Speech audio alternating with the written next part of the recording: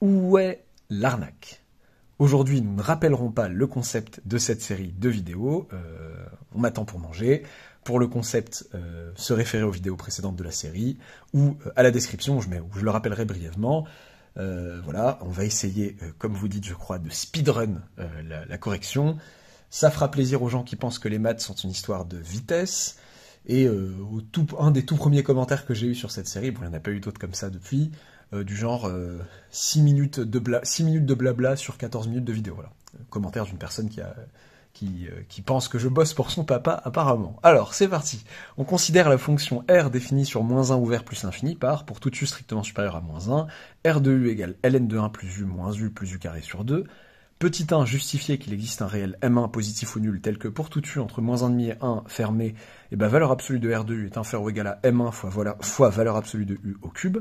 Petit 2, on pose pour tout n appartenant à n étoile, pour tout t entre 0 et 1 compris, Gn de t égale 1 plus t sur racine de n à la puissance -1 facteur de exponentielle de n r de t sur racine de n, r étant cette fonction-là bien sûr. Petit a, montrer qu'il existe un réel M2 positif ou nul tel que pour tout u appartenant à 0 fermé, valeur absolue de R' de U est inférieure ou égale à M2 fois U au carré.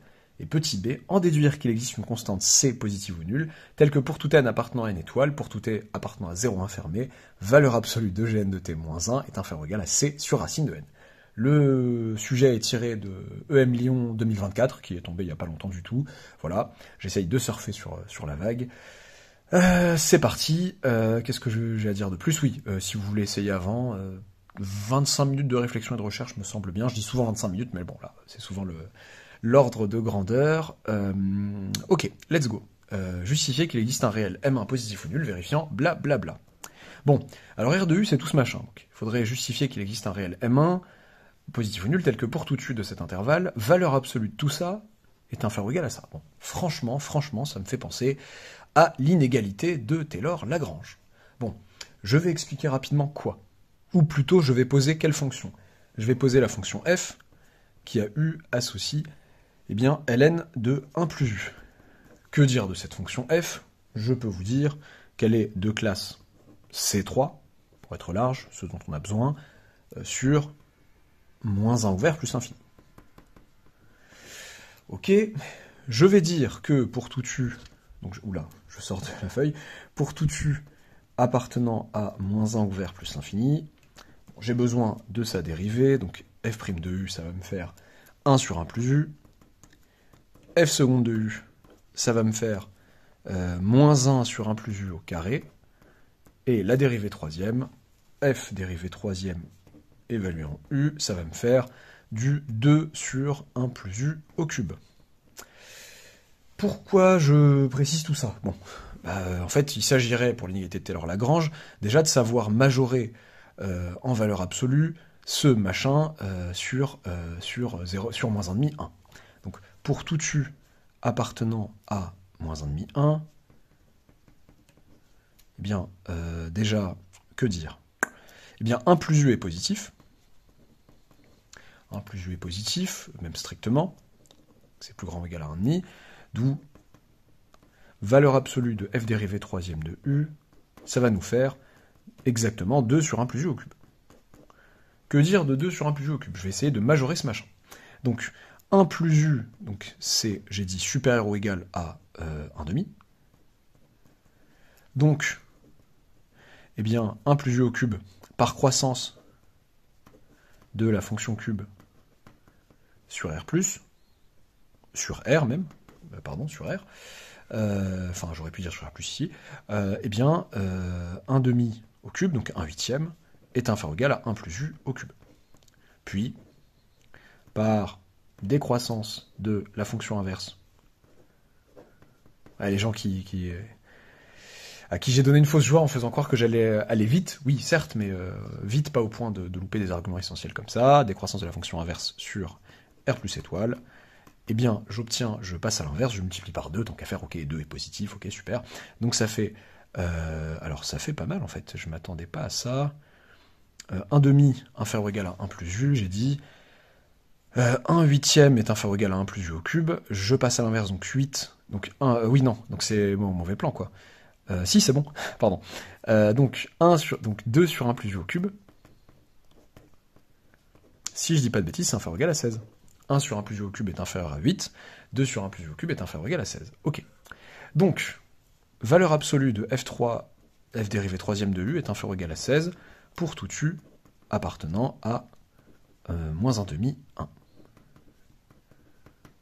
Et alors, que dire de tout ça? Eh bien, si je regarde l'inégalité de Taylor-Lagrange, donc l'inégalité de Taylor-Lagrange me dit que, alors je me permets d'abréger, l'inég de TL, eh bien, pour tout u appartenant à moins 1,5, 1, valeur absolue de f de u moins, alors je la fais entre 0 et u, donc moins la somme pour k allant de 0 à 2, des f dérivés km de 0 sur k factoriel, u puissance k, donc u moins 0 puissance k, quoi, est inférieur ou égal à, eh bien, valeur absolue de u au cube fois la constante, divisé par n plus 1 factoriel, donc je fais attention, donc ça serait 4 factoriel. Ok, bon, f dérivé km, donc f de 0 ça fait 0, ok, f' de 0 ça fait 1, f seconde de 0 ça fait moins 1. Ça c'est super cool, parce que je me retrouve exactement avec, c'est-à-dire que, si je dis pas de bêtises, valeur absolue de f de u, moins, donc 0 on a dit, moins u plus u carré sur 2, le 2 venant du 2 factoriel, inférieur ou égal à, donc, hop, je n'oublie pas, 16 sur 4 factoriel, j'ai pas envie de calculer quoi en soi, on s'en fiche, 16 sur 4 factoriel, flemme, je pourrais très bien simplifier, mais je vais pas le faire, fois valeur absolue de u au cube. Ok, très bien, d'où il existe M1 tel que machin. Il existe un M1 appartenant à R+, tel que blablabla. Tel que, on avait dit quoi, pour tout u entre moins 1,5 et 1, R de u en valeur absolue est inférieur à ça. Ok, on pose pour tout n appartenant à l'étoile, tatata, Gn de t, tout ça. On nous demande, pour l'instant, dans la 2A, on ne nous parle pas de Gn de t, on nous parle de, encore une fois, de R, quoi, en l'occurrence de R'. Il faut montrer qu'il existe un réel M2 positif tel que pour tout u entre 0 et 1, R' de u est inférieur ou égal à M2 fois u au carré. Bon. Bon, pour tout, donc R est de classe C1 sur 0, 1. Théorème généraux, hein. R de u, c'est ln de 1 plus u moins u plus u carré sur 2, rien à dire de spécial. Sur 0, 1, donc, et pour tout u appartenant à 0, 1, R' de u en valeur absolue est égal à valeur absolue de 1 sur 1 plus u, ça c'est quand je dérive ln de 1 plus u, moins 1, ça c'est quand je dérive moins u, et plus u carré sur 2, quand je vais dériver, ça va faire plus u. Et donc ça va faire valeur absolue de 1 moins 1 moins u, plus u carré, sur 1 plus u, tac, tac, tac, tac, tac, ça fait u carré sur 1 plus u, tout est positif, on est entre 0 et 1. Ok, bon, bah c'est inférieur ou égal à u carré, tout simplement. Ça, 1 sur 1 plus u est inférieur à 1, je multiplie par u carré qui est positif, tout va bien, c'est inférieur à u carré, donc en posant m2 égale 1, en fait, on a ce qu'il faut. On a que pour tout u appartenant à 0,1, valeur absolue de R' de u est inférieur ou égal à m2 fois u carré, avec m2 égal 1. En déduire qu'il existe une constante c positive ou nulle, telle que pour tout n appartenant à une étoile, pour tout t entre 0 et 1, valeur absolue de Gn de t moins 1 est inférieur ou égal à c sur racine de n. Bon, il y a des histoires de dérivées, tout d'un coup c'est plus une dérivée, Gn de t moins 1 valeur absolue, en déduire, une sorte de majoration d'une dérivée, si c'est pas l'inégalité des accroissements finis, qu'est-ce que ça peut bien être? Bon, ça pourrait ne pas être ça dans toute situation, mais là, je pense à ça. Ça, il faudrait reconnaître Gn de quelqu'un. Ça serait Gn de qui? Eh ben, je vois rapidement que c'est Gn de 0. Gn de 0, ça fait 1 plus 0 sur racine. Ça fait 1 ici, exponentielle de n, R de 0. R de 0, comme par hasard, ça fait 0. ln de 1 moins 0. Et donc, tout va bien. Donc, pour tout n, zut, hop, pour tout n appartenant à n étoiles, pour tout t appartenant à 0, 1, déjà, je commence par leur faire constater que valeur absolue de Gn de t moins 1, c'est valeur absolue de Gn de t moins Gn de 0. Est-ce que je peux majorer intelligemment, enfin, la dérivée de Gn sur 0,1? Bon, Gn, c'est ça. Je vais essayer de dériver Gn tranquillement. Hop.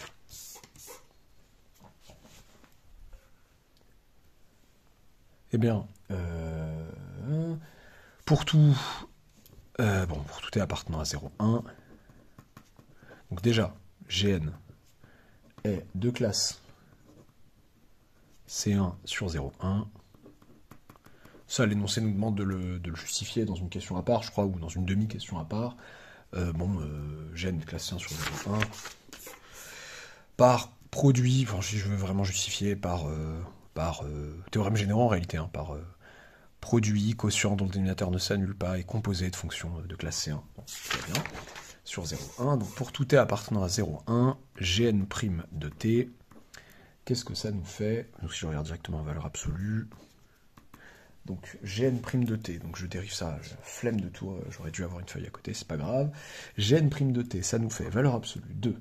Donc, moins 1, j'aime pas trop le 1 plus t sur racine de n puissance moins 1, donc c'est moins 1 sur racine de n sur 1 plus t sur racine de n au carré, multiplié par exponentielle de n r t sur racine de n, premier morceau du produit, donc le deuxième morceau, ça va être plus 1 sur 1 plus t sur racine de n, r' de t sur racine de n, fois, j'oublie pas de sortir, alors, pas que je me perde, j'oublie pas de sortir du n, donc ça c'est quoi? Ça c'est quand je dérive ça, donc quand je dérive ce monsieur, donc il y a du n qui est sorti, il y a du r' de t sur racine de n, il y a du 1 sur racine de n aussi. Attention à la composer, à bien la faire.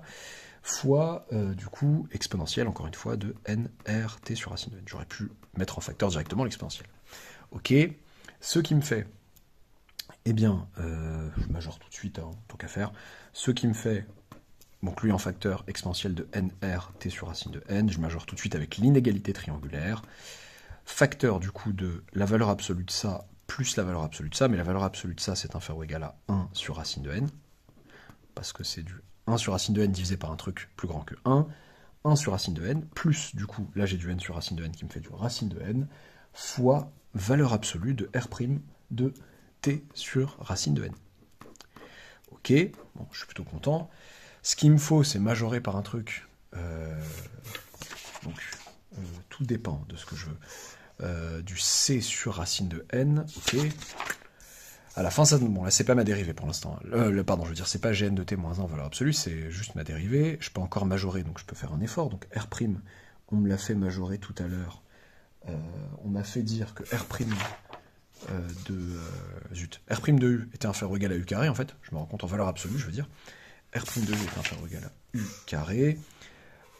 Donc ça, c'est inférieur ou égal à exponentielle de nr t sur racine de n fois 1 sur racine de n plus ça au carré, donc t carré sur n fois racine de n, donc t carré sur racine de n au final. Ce qui est inférieur ou égal, puisqu'on est entre 0 et 1, ça c'est inférieur à 1, donc c'est inférieur ou égal à 2 sur racine de n, exponentielle de n r t sur racine de n.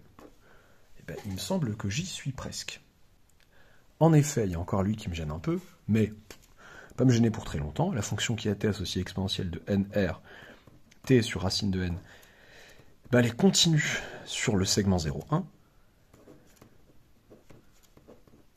donc bornée sur ce segment, et atteint ses bornes, théorème des bornes atteintes.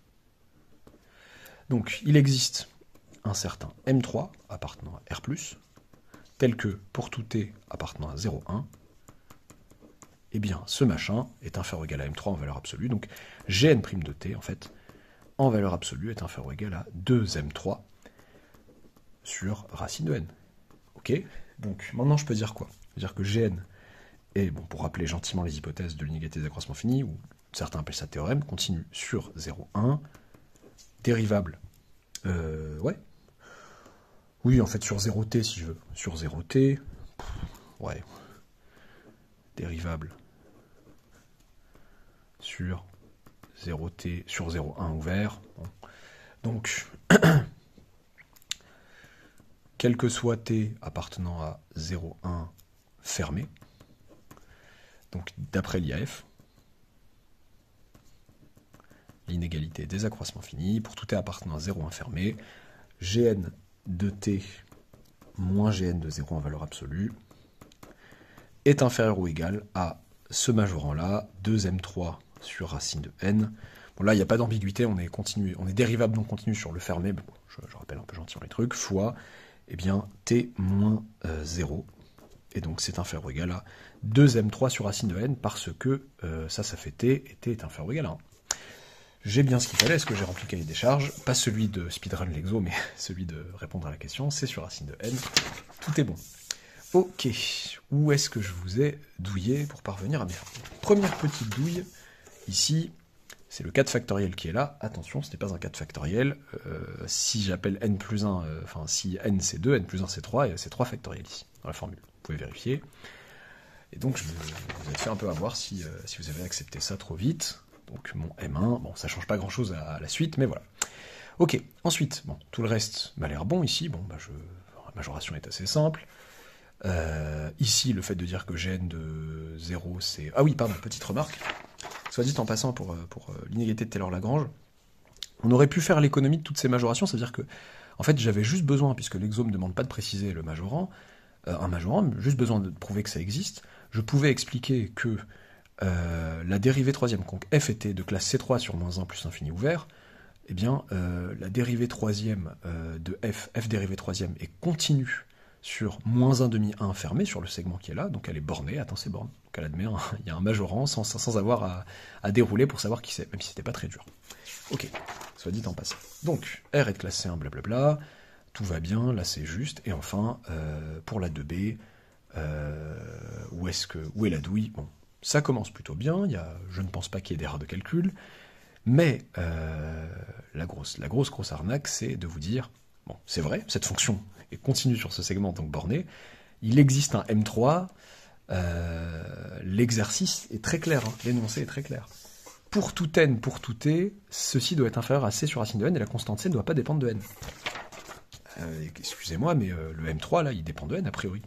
A priori, il dépend de n, puisque la fonction qui a t associée machin, on peut l'appeler Gn, elle dépend de n. Donc c'est n'importe quoi. Donc j'ai pas à faire ça. Ce que je dois plutôt faire, c'est de continuer mon travail de majoration, et en fait, d'expliquer que, bah, avec la question, justement, avec la question 1 qui n'a pas servi, bizarrement, n, r, t sur racine de n, c'est inférieur ou égal, donc, c'était même en valeur absolue la question, n, r, t sur racine de n, c'est inférieur ou égal à sa valeur absolue,